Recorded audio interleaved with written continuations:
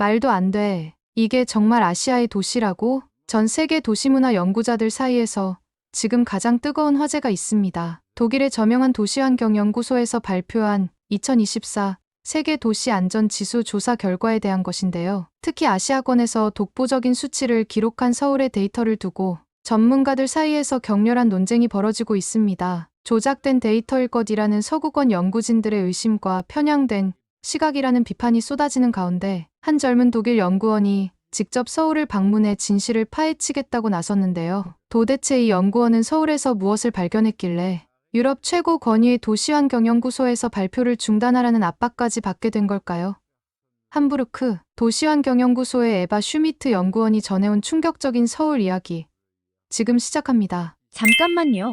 1초면 가능한 좋아요 버튼을 눌러주시면 영상 제작에 큰 힘이 됩니다. 저는 함부르크 도시환경연구소의 연구원 에바 슈미트입니다. 매일 아침 연구소로 출근하면서 보는 하펜시티의 풍경이 참 좋았어요. 세계 최대 항구 도시 중 하나인 함부르크의 자부심이자 도시 재생의 성공 사례로 꼽히는 이곳에서 일한다는 게 자랑스러웠죠. 제 연구실은 13층에 있었어요. 창밖으로는 엘베 강과 항구가 한눈에 들어왔죠. 매일 아침 커피 한 잔을 들고 이 풍경을 바라보는 게 일과의 시작이었어요. 하지만 그날은 달랐어요. 평소보다 일찍 출근한 새벽, 항구 쪽에서 들려오는 소란스러운 소리에 고개를 돌렸죠. 또 폭행 사건이에요. 밤새 술 마시던 선원들이 싸웠대요. 동료 마르쿠스의 말에 고개를 끄덕였어요. 항구 도시의 어두운 이면이었죠. 우리 연구소의 주요 과제 중 하나가 바로 이 도시 안전 문제였어요. 특히 야간 시간대 범죄율 감소를 위한 연구를 진행하고 있었죠. 저는 그날도 평소처럼 세계 각국의 도시 범죄 통계를 분석하고 있었어요. 특히 아시아 지역의 데이터를 살펴보는 중이었는데 피로한 눈을 달래기 위해 잠시 유튜브를 켰죠. 그때 추천 영상에 뜬 제목이 눈에 들어왔어요. 서울 24시간 깨어있는 도시. 처음에는 그냥 흥미로운 여행 영상이겠거니 했어요. 하지만 영상 속 풍경은 제가 알던 모든 도시의 모습을 뒤집어 놓았죠. 새벽 3시. 그것도 평일인데 거리는 밝고 활기찼어요. 술에 취해 소란을 피우는 사람도 불량한 청소년들도 보이지 않았고요. 이게 말이 되나? 저도 모르게 중얼거렸어요. 우리 함부르크만 해도 밤이 되면 항구 근처는 발길을 끊어야 하는데 서울의 한복판에서는 젊은 여성들이 편하게 카페에 앉아 있었으니까요. 더 놀라운 건 그 다음이었어요. 영상 속 24시간 편의점에는 직원이 없었어요. 무인 결제 시스템만 덜렁 놓여 있는데 사람들은 자연스럽게 물건 값을 지불하고 있었죠. 연구소장님이 늘 강조하시던 말씀이 떠올랐어요. 도시의 안전은 CCTV나 경찰력으로 만들어지는 게 아니라 시민들의 의식으로 완성된다. 호기심이 발동한 저는 서울의 도시 안전 통계를 찾아보기 시작했어요. 2020년 기준 독일의 살인 발생률은 인구 10만 명당 0.3건으로 꽤 낮은 편이었는데 한국은 0.6건이었죠. 하지만 뭔가 이상했어요. 통계와 실제 체감 안전도 사이에 큰 차이가 있어 보였거든요. 다른 영상들도 찾아봤어요. 서울의 심야 버스, 지하철, 늦은 시간 식당과 카페들. 모든 영상이 제가 알던 도시의 모습과는 달랐어요. 특히 인상 깊었던 건 한밤중에도 책을 읽거나 공부하는 젊은이들이 많다는 거였죠. 연구원으로서의 직감이 왔어요. 이건 단순한 문화 차이가 아닌 도시 안전의 새로운 패러다임일 수 있겠다는 생각이 들었죠. 지금까지 우리가 연구해온 도시 안전의 기준이 잘못된 걸까요? 점심시간에 연구소 동료들과 이 이야기를 했어요. 하지만 반응은 싸늘했죠. 에바, 그건 그냥 잘 편집된 영상일 뿐이야. 아시아는 아직도 위험하고 낙후된 곳이잖아. 맞아요. 게다가 한국은 CCTV 천국이라면서요. 그게 무슨 진정한 안전이겠어요? 저는 속으로 생각했어요. 과연 그럴까? CCTV만으로 이런 도시 문화가 만들어질 수 있을까? 그날 저녁 늦게까지 자료를 찾아보다가 충격적인 사실을 발견했어요. 서울은 UN 전자정부 평가에서 늘 최상위권이었고 시민들의 도시 생활 만족도도 놀라울 정도로 높았어요. 다음 날 아침 저는 용기를 내어 연구소장님을 찾아갔어요. 3개월간 서울에서 현장 연구를 하고 싶습니다. 연구소장님은 의아한 표정을 지으셨죠. 에바, 당신 미쳤어요? 우리는 지금 하펜시티 프로젝트 한창이에요. 저는 제가 찾은 자료들을 하나씩 보여드렸어요. 서울의 도시 안전 지표, 시민 만족도 조사, 그리고 제가 밤새 정리한 연구 계획서까지. 연구소장님은 한참을 자료를 살펴보시더니 마침내 입을 여셨어요. 흥미롭군요. 하지만 확신이 서지 않네요. 왜 하필 서울인가요? 교수님, 우리가 찾던 답이 거기 있을지도 모릅니다. 도시의 안전은 시스템만으로 완성되는 게 아니잖아요. 서울은 뭔가 다른 걸 가지고 있는 것 같아요. 연구소장님은 잠시 생각에 잠기셨어요. 그러다 갑자기 책상 서랍을 여시더니 오래된 사진 한 장을 꺼내셨죠. 30년 전 제가 처음 아시아를 방문했을 때의 사진입니다. 그때는 서울이 이렇게 발전할 거라고 상상도 못했죠. 에바, 당신 생각이 맞을지도 모르겠네요. 그렇게 제 서울행이 결정됐어요. 그때는 몰랐죠.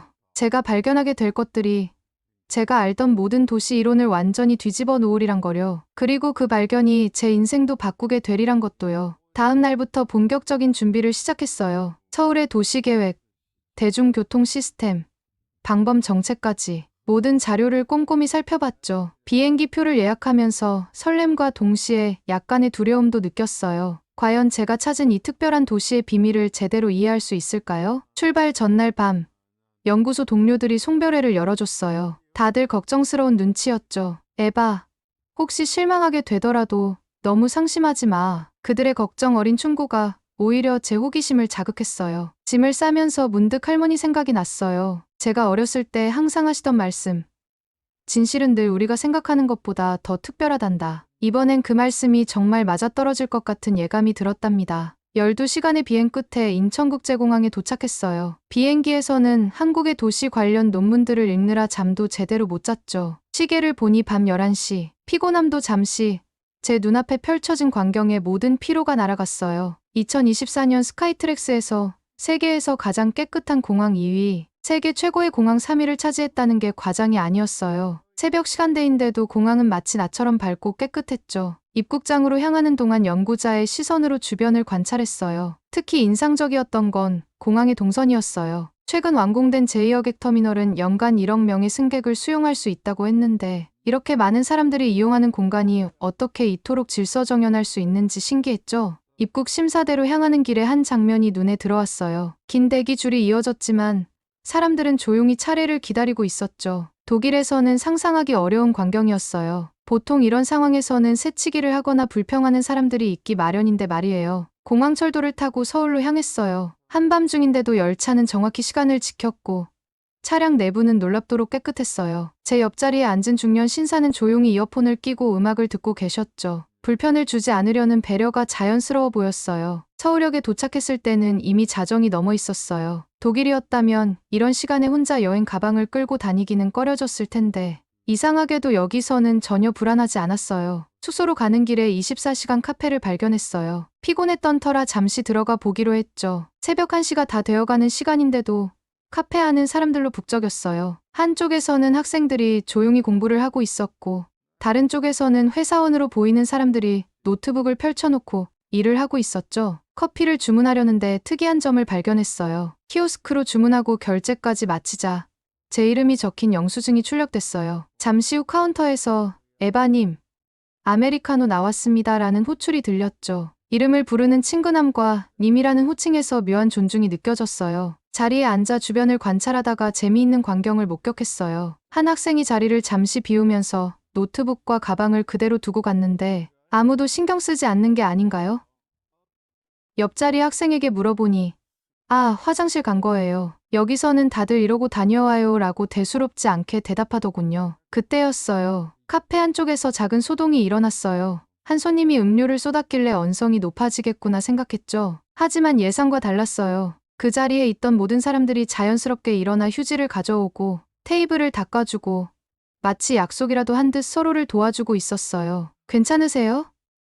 이런 일 누구나 있어요. 제가 카운터에 가서 말씀드릴게요. 누구 하나 짜증을 내거나 불평하는 사람이 없었어요. 이런 모습을 보면서 문득 우리 연구소장님의 말씀이 떠올랐죠. 진정한 도시 안전은 시스템이 아닌 시민들의 자발적인 배려에서 시작된다. 새벽 2시가 되어서야 숙소로 향했어요. 거리에는 아직도 사람들의 발걸음이 이어지고 있었죠. 특히 인상적이었던 건 곳곳에 설치된 비상벨이었어요. 하지만 더 놀라운 건 그것을 장난으로 누르는 사람이 없다는 거였죠. 마치 모두가 그 존재의 의미를 이해하고 존중하는 것처럼요. 숙소 근처에 도착했을 때 한 골목에서 특별한 광경을 목격했어요. 무인 채소 가게였죠. 한밤중인데도 가게 앞에는 신선한 채소들이 진열되어 있었고 계산대에는 카드 결제기만 덜렁 놓여 있었어요. 호기심에 들어가 보니 작은 노트가 있더군요. 본인이 고른 물건의 가격을 직접 계산해서 결제해주세요. 거스름 돈이 필요하시면 옆 편의점을 이용해 주세요. 이런 시스템이 실제로 작동할 수 있다는 게 믿기지 않았어요. 하지만 더 놀라운 건 노트 한 켠에 적힌 손님들의 메모였죠. 오늘 현금이 없어서 내일 들러서 결제하겠습니다. 거스름 돈이 없어서 100원 더 결제했어요. 다음 손님이 써주세요. 이런 작은 메모들이 도시의 신뢰를 만들어가고 있었던 거예요. 연구자로서 이런 현상을 어떻게 설명해야 할지 고민이 됐어요. 도시 안전과 신뢰를 단순히 수치화된 데이터로만 설명할 수 있을까요? 숙소에 도착해서 노트북을 펼쳤어요. 오늘 하루 동안 목격한 모든 것들을 기록하고 싶었거든요. 창밖으로는 여전히 밝은 서울의 밤거리가 보였어요. 첫날부터 이렇게 많은 발견을 했는데 앞으로의 3개월은 어떨까요? 설렘과 기대를 안고 잠이 들었답니다. 연구를 시작한 지 2주가 지났어요. 매일 밤 블로그에 제가 관찰한 서울의 모습을 기록했는데 예상치 못한 댓글들이 달리기 시작했죠. 특히 독일 도시계획 커뮤니티에서 거센 반발이 일어났어요. 또 한국 정부의 홍보성 기사인가요? 이런 게 진짜 연구라고 할 수 있나요? CCTV로 가득한 도시를 어떻게 안전하다고 할 수 있죠?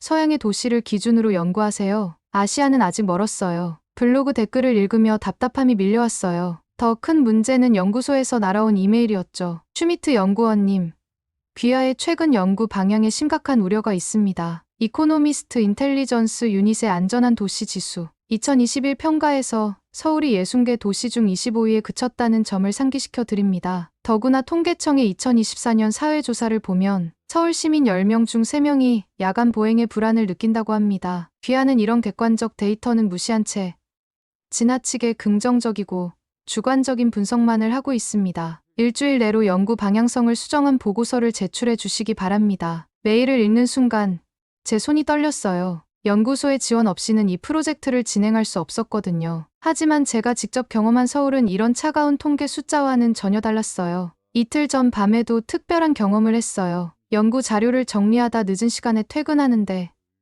지하철이 끊겨서 버스를 탔거든요. 평소 같았으면 택시를 탔겠지만 어쩐지 그날은 버스에 올랐어요. 차창 밖으로 보이는 서울의 야경이 너무 아름다웠거든요. 버스에는 늦은 퇴근길의 회사원들, 공부를 마치고 돌아가는 학생들, 야간 아르바이트를 하러 가는 청년들이 있었어요. 모두 조용히 각자의 시간을 보내고 있었죠. 한 정류장에서 노인분이 타셨는데 금방 한 학생이 자리를 양보하더라고요. 그것도 너무나 자연스럽게요. 연구소 회의실도 팽팽한 긴장감으로 가득했어요. 베를린 공대에서 온 마틴 교수가 먼저 입을 열었죠. 에바, 당신은 도시 안전을 너무 단순하게 보고 있어요. 서울의 CCTV는 프라이버시 침해의 상징입니다. 그들은 감시를 통해 억지로 안전을 만들어내고 있는 거예요. 옆자리의 한나 박사도 가세했어요. 게다가 서울의 야간 문화는 건강하지 않아요. 새벽까지 이어지는 업무와 학업. 이건 오히려 사회 문제 아닌가요? 하지만 제가 본 것은 달랐어요. 지난주에는 늦은 밤 편의점에서 특별한 광경을 목격했거든요. 한 손님이 실수로 음료수를 쏟았는데 주변 손님들이 자연스럽게 휴지를 가져다 주고 닦는 것을 도와주더라고요. 아무도 시키지 않았는데도 마치 오래된 이웃처럼 서로를 도왔어요. 그날 밤 답답한 마음에 여의도 한강공원으로 나갔어요. 새벽 1시가 넘은 시간인데도 이곳은 또 다른 세상이었죠. 텐트를 치고 캠핑을 즐기는 가족들, 자전거를 타는 젊은이들, 강변을 따라 조깅하는 사람들. 이런 광경을 어떻게 단순한 수치로 설명할 수 있을까요? 주변을 관찰하며 생각에 잠겼어요. 그때 옆 벤치에서 들려오는 대화가 귀에 들어왔죠. 할머니, 이렇게 늦은 시간에 혼자 나오시면 위험하시다고 했잖아요. 아이고, 내가 여기 산 지가 40년이야. 여기가 우리 동네 앞마당이지.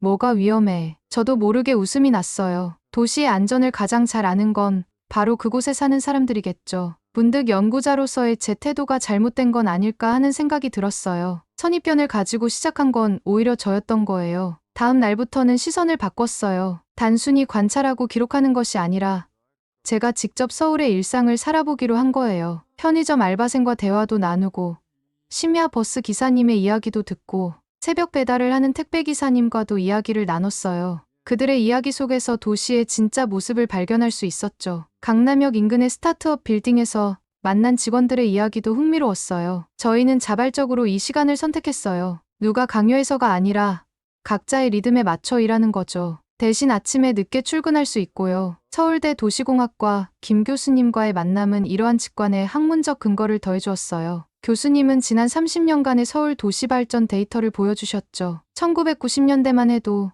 서울의 밤거리는 위험했어요. 하지만 도시가 24시간 깨어있게 되면서 달라졌죠. 많은 사람들이 밤거리를 채우면서 역설적으로 더 안전해진 겁니다. 며칠 후 독일 연방경찰의 2023년 통계 자료를 검토하다 충격적인 사실을 발견했어요. 베를린의 인구 10만 명당 범죄 발생률이 13,718건. 반면 서울은 그 절반에도 미치지 못했죠. 이런 발견들을 정리하면서 이제는 자신 있게 말할 수 있을 것 같아요. 서울의 안전은 CCTV나 경찰력의 결과가 아니라 시민들의 일상이 만들어낸 기적이라는 거요. 이제 이 사실을 어떻게 증명할 수 있을지, 그것이 제 다음 과제가 되었답니다. 매일 밤 연구 데이터를 검토하면서 한 가지 분명해진 게 있었어요. 단순한 범죄율 통계로는 서울의 진정한 안전을 설명할 수 없다는 거죠. 숫자 너머에 있는 진짜 이야기를 찾고 싶었어요. 우선 전자정부 평가 자료부터 살펴봤죠. UN 평가에서 한국이 193개국 중 4위를 차지했고, 특히 온라인 서비스 부문은 세계 1위였어요. 이건 단순한 순위가 아닌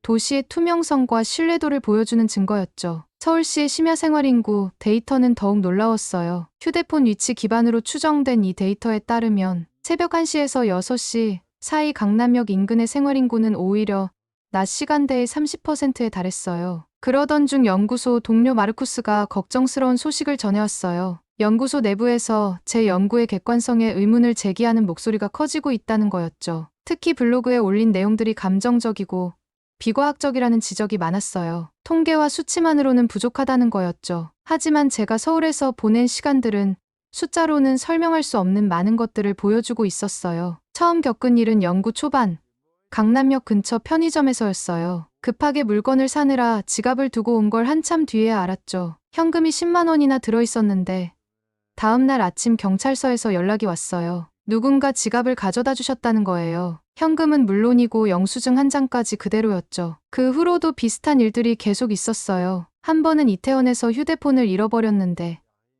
지하철 분실물 센터에서 찾을 수 있었고, 또 한 번은 홍대 카페에 노트북을 두고 왔다가 1시간 뒤에 찾으러 갔는데 그대로 있더라고요. 특히 인상 깊었던 건 비 오는 날 호텔로 가는 길에 겪은 일이에요. 우산을 가지고 나왔는데 어디서 잃어버렸는지 찾을 수가 없었죠. 근처 편의점에 들어가서 새 우산을 사려는데 계산대 옆에 있던 할머니가 이거 써요. 나는 집이 가까우니까 하시면서 본인 우산을 건네주시는 거예요. 다음 날 우산을 돌려드리러 갔더니 오히려 저를 걱정하시더라고요. 어제 많이 안 맞았어요?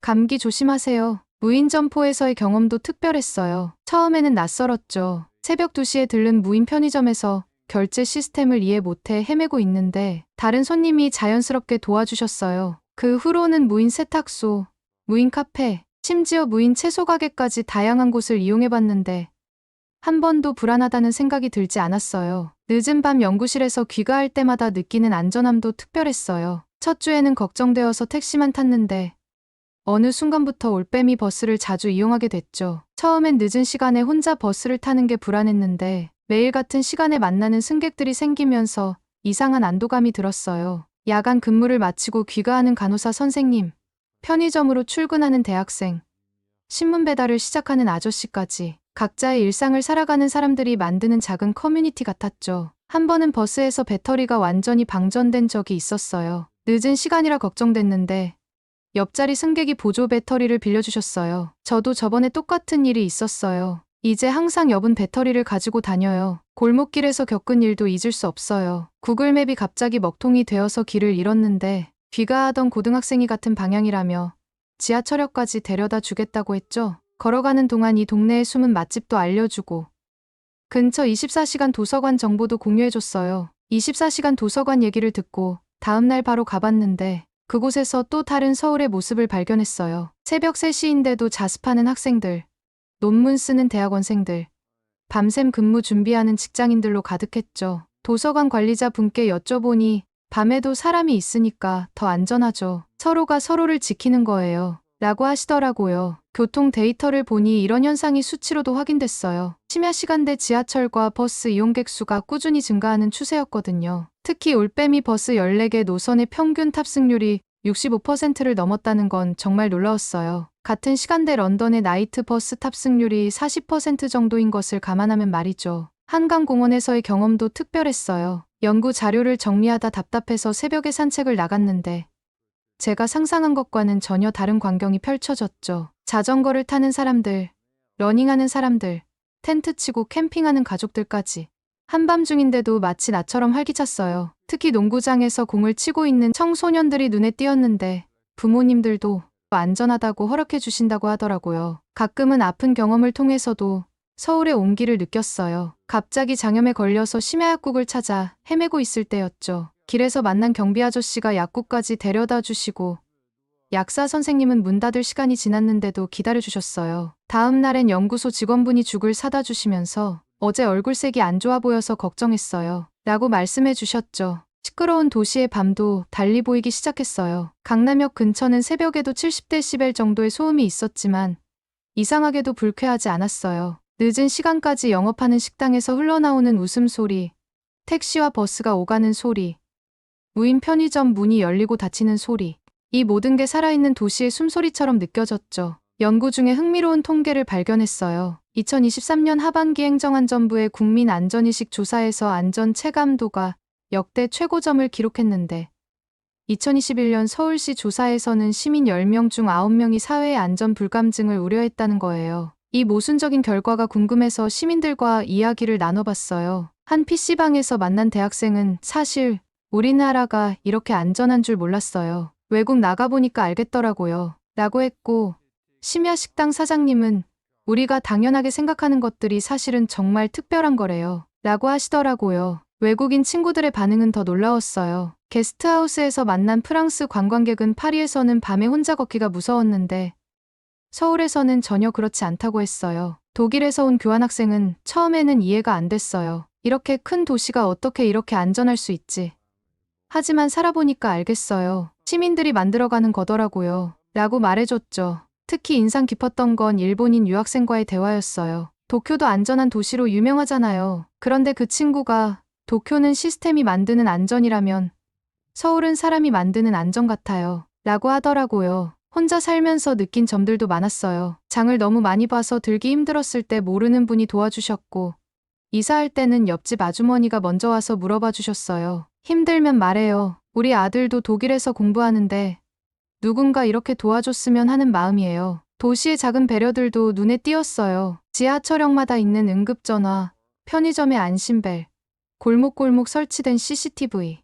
하지만 더 중요한 건 이런 시설들을 함부로 사용하지 않는 시민의식이었죠. 한밤중에 택배를 찾으러 가도 안전하고 무인 점포에서 물건을 사도 불안하지 않은 이유가 여기에 있었어요. 이런 발견들을 정리하던 중에 뜻밖의 위기가 찾아왔어요. 베를린 도시계획국에서 연구소로 항의 전화가 온 거예요. 제 연구가 지나치게 편향되었다며 연구소의 신뢰도의 문제를 제기했죠. 그때 마침 서울의 김 교수님이 구원의 손길을 내밀어 주셨어요. 지난 20년간 서울의 도시 변화를 추적한 빅데이터를 보내주신 거죠. 특히 시민신뢰지수라는 새로운 개념이 담긴 자료였어요. 심야 생활 인구가 증가할수록 범죄율은 오히려 감소하는 명확한 상관관계를 보여주는 데이터였답니다. 생활 속에서 발견한 작은 신뢰들이 하나둘 떠올랐어요. 심야 버스에서 깜빡 졸다가 종점까지 가게 됐을 때 기사님이 깨워주셨던 일, 늦은 밤 편의점에서 카드를 놓고 왔는데 다음 날까지 기다려주신 일, 배달 음식을 잘못 시켜서 당황하고 있을 때 옆집 분이 나눠 먹자고 하신 일,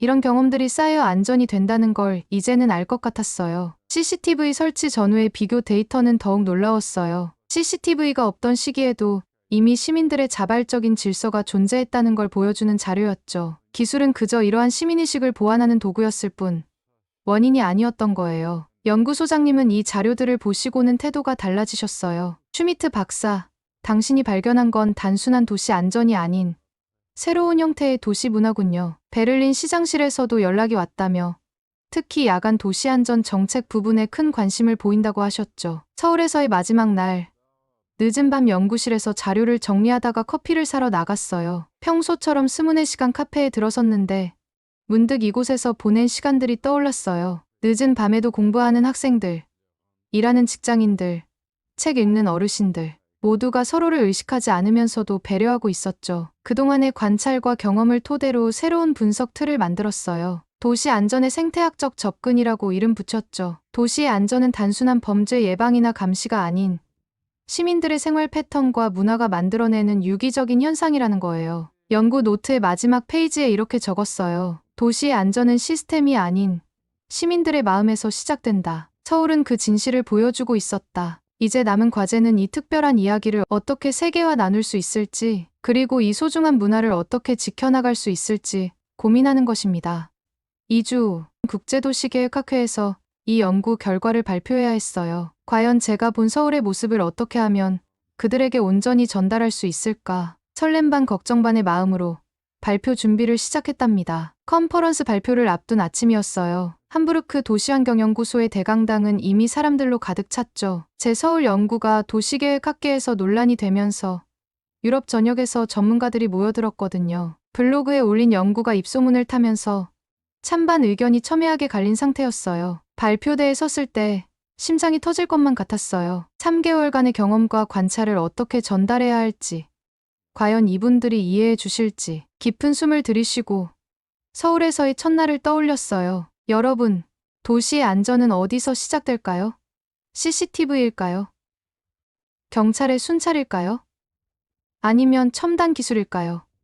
잠시 청중들의 반응을 살폈어요. 제가 발견한 건 단순한 도시가 아닙니다. 그곳에는 우리가 잃어버린 무언가가 있었어요. 스크린에 띄운 건 새벽 3시 서울의 한거리였어요. 밝게 빛나는 도시, 그리고 그 속에서 평화롭게 일상을 누리는 시민들의 모습이었죠. 24시간 카페에서 공부하는 학생들, 무인 편의점을 이용하는 시민들, 늦은 시간에도 활기찬 거리, 청중들의 시선이 일제히 집중됐어요. 제가 본 서울은 통계와 수치로는 설명할 수 없는 도시였습니다. 그곳에서는 새벽 3시에도 여성들이 안전하게 귀가할 수 있고, 분실물은 높은 확률로 주인에게 돌아갑니다. 무인 상점이 자연스럽게 운영되고, 시민들은 서로를 믿고 배려합니다. 제가 직접 찍은 영상들을 보여드렸어요. 한밤중에도 책을 읽는 사람들로 가득한 도서관, 새벽 운동을 즐기는 시민들, 서로 안부를 묻는 편의점 직원과 단골 손님들, 특히 많은 반응을 이끌어낸 건 제가 겪었던 작은 에피소드들이었어요. 지갑을 잃어버렸을 때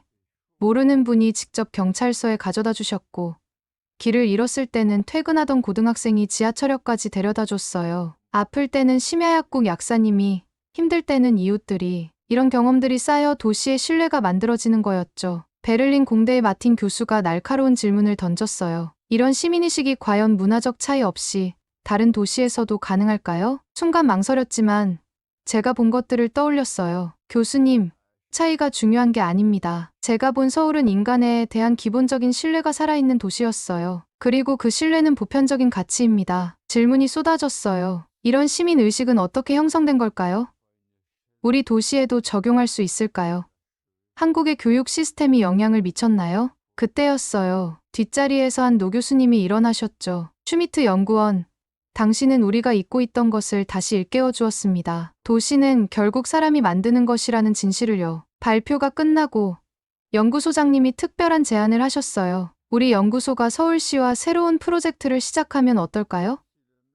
단순히 시스템을 도입하는 게 아니라 시민들 사이에 자연스러운 문화 교류를 만들어 보는 거예요. 그렇게 시작된 게 도시간 문화 교류 프로그램이었어요. 함부르크의 시민들이 서울을 방문해서 일상을 경험하고, 서울의 시민들이 함부르크에서 살아보는 거였죠. 처음에는 작은 규모로 시작했지만 점점 다른 도시들도 관심을 보이기 시작했어요. 특히 하펜시티의 변화가 눈에 띄었어요. 시민들이 자발적으로 나이트 워커 프로그램을 만들었는데, 이건 제가 서울에서 보았던 자연스러운 도움의 문화를 본뜬 거였죠. 청년들이 밤거리를 지키고 도움이 필요한 사람들을 돕는 문화가 하나둘 자리 잡기 시작했어요. 얼마 전에는 독일 공영방송에서 인터뷰를 했어요. 진행자가 물었죠. 박사님, 서울의 어떤 점이 가장 인상적이었나요? 잠시 생각에 잠겼어요. 3개월간의 기억들이 스쳐 지나갔죠. 밤늦게도 안전한 거리, 질서 정연한 대중교통, 첨단 기술로 가득한 도시 인프라. 하지만 제가 말한 건 다른 거였어요. 서울이 가진 진짜 힘은 시민들의 마음속에 있어요. 그들은 서로를 믿고,